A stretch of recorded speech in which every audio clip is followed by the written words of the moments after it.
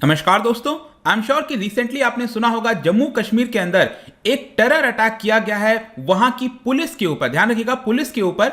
लेकिन इसके अंदर एक नई चीज सामने निकल कर आई है। यहां पर जो पुलिस के द्वारा बयान दिया गया है, बताया गया है कि ये सारी चीजें टेरर आउटफिट कश्मीर टाइगर्स के द्वारा किया गया है। यहां पर आप न्यूज देख सकते हो, टेररिस्ट अटैक पुलिस बस इन श्रीनगर, 2 कॉप्स किल। देखो ये 2 कॉप्स नहीं है, यहां पर 3 कॉप्स है। ध्यान रखिएगा, अभी लेटेस्ट अपडेट आया है। And 14 injured. तो इसके बारे में हम जानने की कोशिश करेंगे। और पुलिस के द्वारा कुछ बयान दिया गया है कि इस समय जो टेररिज्म को लेकर चीजें चल रही हैं, जो टेरर आउटफिट्स हैं, उसके अंदर आपको कुछ बदलाव देखने को मिलेगा।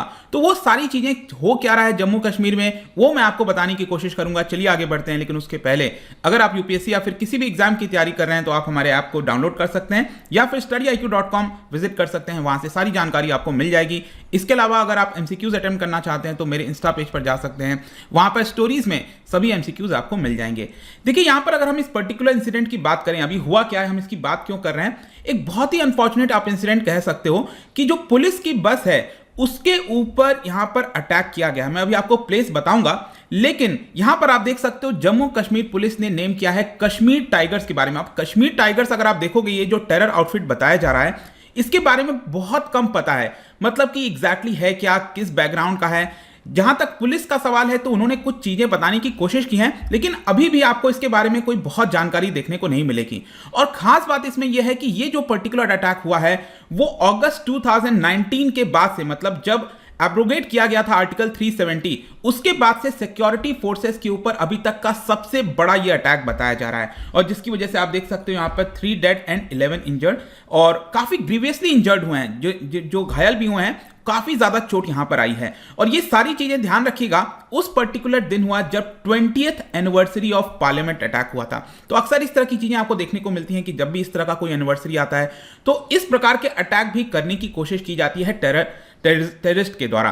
तो यहां पर अगर हम इस पर्टिकुलर अटैक की बात करें फर्दर, तो देखिए ये हुआ है श्रीनगर के आउटस्कर्ट में, एक जगह है जेवान, यहां पर आपको दिख जाएगा। ये श्रीनगर आप देख सकते हो जैसा कि, और आपने डल लेक के बारे में सुना होगा। श्रीनगर से आपको पता है ये जो झीलम रिवर है वो आपकी बहती है, और उसी के पास से ये जो जगह है जेवान, यहां पर ये अटैक किया गया है। अब इसके अंदर बताया जा रहा है कि जो 9th बटालियन है जम्मू कश्मीर आर्म्ड पुलिस की, वो सस्टेन इंजरीज हुआ है इस पर्टिकुलर अटैक में। और यहां पर जो इंस्पेक्टर जनरल ऑफ पुलिस हैं कश्मीर के, विजय कुमार, उनके द्वारा यह कहना है कि ये जो अटैक है ना, ये कोई अचानक से नहीं हुआ, ये एक प्रकार का प्री प्लान्ड अटैक था। प्री प्लान्ड क्यों बताया जा रहा है, क्योंकि यहां पर क्या होता है कि ट्रेनिंग वगैरह के बाद जो पुलिस कैंप होता है, या फिर जो पुलिस अपने ड्यूटी खत्म करने के बाद पुलिस कैंप पर जाती है सुरक्षित वहां पर रहने के लिए, रात बिताती है, तो जब वो यहां पर जा रही थी तब उनके ऊपर अटैक किया गया। और ये डेली बेसिस पर होता है, मतलब उस पर्टिकुलर जगह से जो पुलिस है वो हर रोज वहां से गुजरती है।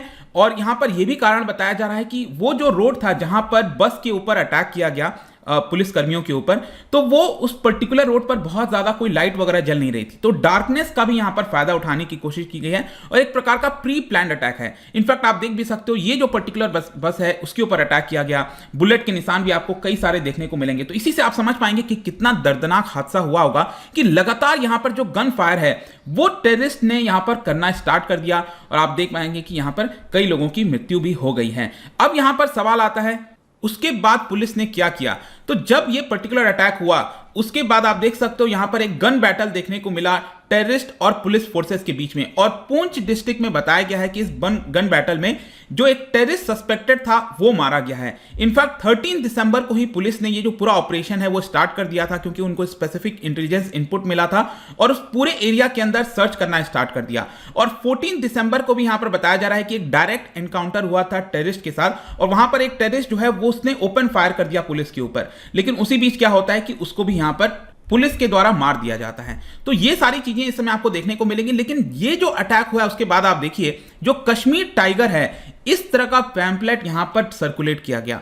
यहां पर आप देख सकते हो उनके द्वारा बोला जा रहा है कि हम इस पर्टिकुलर अटैक की जिम्मेदारी लेते हैं, this is not the first and the last strike. तो क्वेश्चन यह है कि ये कश्मीर टाइगर एग्जैक्टली है क्या। मैं आपको बता दूं, पहली बार कश्मीर टाइगर्स के बारे में इसी साल पता चला था जनवरी के महीने में, और यहां पर पुलिस के द्वारा बताया गया था कि ये एक प्रकार का शैडो ग्रुप है ऑफ द जैश ए मोहम्मद। तो जैश ए मोहम्मद का एक प्रकार से परछाई की तरह ये काम करता है कश्मीर टाइगर्स, और पहली बार इसी साल पता चला। तो एक साल में ही यहाँ पर हमें इसके बारे में पता चला है। इनफैक्ट आगे चलकर जून के महीने में इन्होंने यहाँ पर साउथ कश्मीर में एक ग्रेनेड अटैक किया था, उसकी भी रिस्पॉन्सिबिलिटी ली थी। 2019 के बाद से मतलब जो भी बदलाव हुआ था आर्टिकल 370 को लेकर, यहां पर पुलिस ने ब्लेम किया है कि बहुत सारे नए जो मिलिटेंट आउटफिट हैं, टेरर आउटफिट हैं, वो यहां पर सामने निकल कर आए हैं और उनके ऊपर ब्लेम किया है इन सभी अटैक का। जैसे कि एटलीस्ट 2 उसमें से अगर आप देखोगे, रेसिस्टेंस फ्रंट हो गया, पीपल अगेंस्ट फासिस्ट फोर्सेस हो गया, ये 2 काफी प्रोमिनेंट जो आउटफिट हैं वो सामने निकल कर आए और यहां पर पुलिस ने डायरेक्टली इसको रिलेट किया है कि इनका जो संबंध है वो कहीं ना कहीं आपको हिजबुल मुजाहिदीन, लश्कर ए तोयबा और जैश के साथ देखने को मिलेगा। एक और यहां पर आउटफिट जो है सामने निकल कर आया है जिसका नाम है यूनाइटेड लिबरेशन फ्रंट।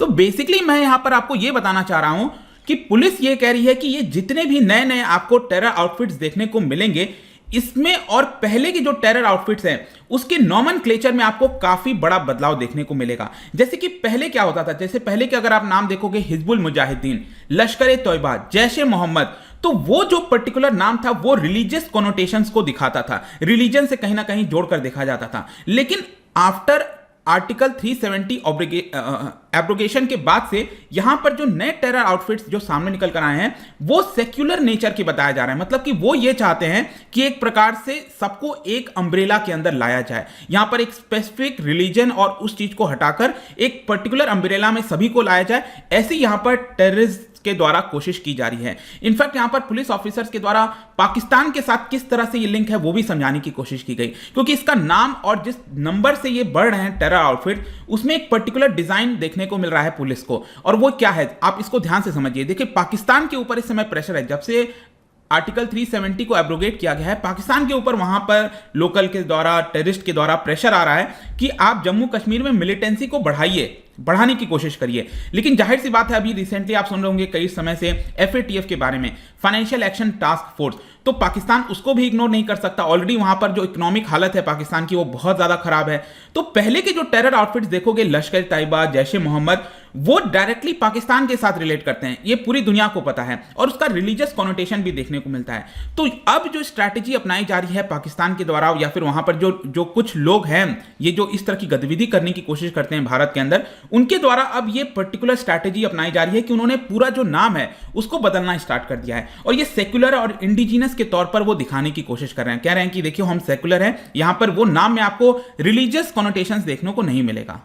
इसके अलावा एक और इंप्रेशन ये सामने आता है कि ये जो नए नए आउटफिट्स हैं वो अपने आप को दिखाना चाहते हैं कि हमारा प्रेजेंस काफी ज्यादा है वैली के अंदर, कश्मीर के अंदर। लेकिन पुलिस का कहना है कि अगर आप ग्राउंड लेवल पर देखोगे तो मुश्किल से 150 से 200 ही मिलिटेंट आपको देखने को मिलेंगे और उसमें भी 3 से 4 मेजर ग्रुप हैं जिसका अलग अलग मॉड्यूल है। लेकिन यहां पर उसको सेकुलर नेचर बताने की कोशिश की जा रही है ताकि और भी लोगों को इसके अंदर शामिल किया जाए। तो ये यहां पर अभी आपको प्रेजेंट सिचुएशन देखने को मिलेगा। तो आई होप कि इस वीडियो के माध्यम से आपको समझ में आ गया होगा कि एग्जैक्टली ये कश्मीर टाइगर्स है क्या और इसमें आपको जो पूरे टेरर आउटफिट्स है उसमें बदलाव किस प्रकार से देखने को मिल रहा है, जम्मू कश्मीर पुलिस का क्या कहना है, ये चीज है।